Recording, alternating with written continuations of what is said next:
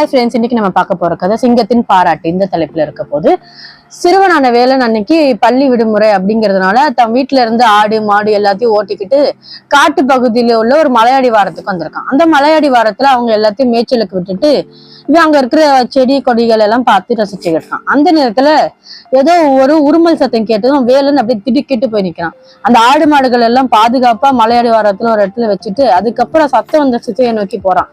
அங்க கம்பீரமான தோற்றத்தோட ஒரு சிங்கம் நிக்குது. அந்த சிங்கம் அவன் முன்னாடி வந்து நிக்குது. சிறுவன் அந்த சிங்கத்தை பார்த்து பயப்படாம அவன் கையில இருக்க கம்பை உயர்த்தி பிடிச்சபடி தாக்குறதுக்கு தயாரா நிக்கிறான். கையில கம்போடு நிக்கிற இந்த வேலனை பார்த்த சிங்கம் ரொம்பவும் வியப்படுது. சிறுவனே, இந்த காட்டுல உள்ள விலங்குகள் எல்லாம் என்னை கண்டதும் பயந்து ஓடுவாங்க. வேடர்கள் கூட என்னை பார்த்தா கொஞ்சம் நெடுந்தூரத்துல ஓடதான் செய்யறாங்க. ஆனா நீ தைரியமா என் முன்னாடி கம்போட நின்றுட்டு இருக்கியே, உன்னை பார்க்கும்போது எனக்கு சிரிப்பு தான் வருது அப்படின்னு அந்த சிங்கம் சொல்லுது. சிங்கமே, நீ சிரிப்பியோ இல்ல அழுவியோ எனக்கு தெரியாது. என்னை நம்பி இருக்கிற இந்த கால்நடைகளை காப்பாற்ற வேண்டியது என்னோட கடமை. நீ என்னோட உயிரம் இருக்கிற வரைக்கும் நான் அதுக்காக போராடுவேன். நீ என் கையில கம்படிப்பட்டு சாகணும்னு உனக்கு விதி இருந்தா அதுக்கு நான் ஒண்ணும் பண்ண முடியாதுன்னு சொல்லி வேலன் சொல்றான்.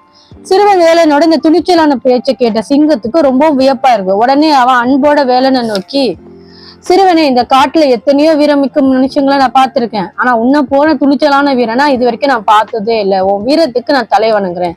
இனிமே இந்த காட்டுல நீயும் உன்னோட கால்நடைகளும் எங்க வேணாலும் சுத்தி திரியலாம். நான் உனக்கு எந்த ஒரு தீங்குமே செய்ய மாட்டேன். அதே நேரத்துல எந்த ஒரு விலங்கோ மிருகத்தாலோ உனக்கும் உன்னை சுத்தி இருக்கிறவங்களுக்கு எந்த ஒரு தொந்தரவும் வராம நான் பார்த்துப்பேன். வீரமிக்க சிறுவனே, உனக்கு வெற்றியுடன் எப்போ நீ வாழணும் அப்படிங்கிற மாதிரி சிங்கம் அவனை ஆசீர்வதிப்பாங்க. இதோட கருத்து என்னன்னா, சமயத்திற்கு ஏற்ற துணிச்சலும் வீரமும் நமக்கு பாராட்டதான் தரும் அப்படிங்கிறது. இதோட இந்த கதை முடிஞ்சது. நன்றி.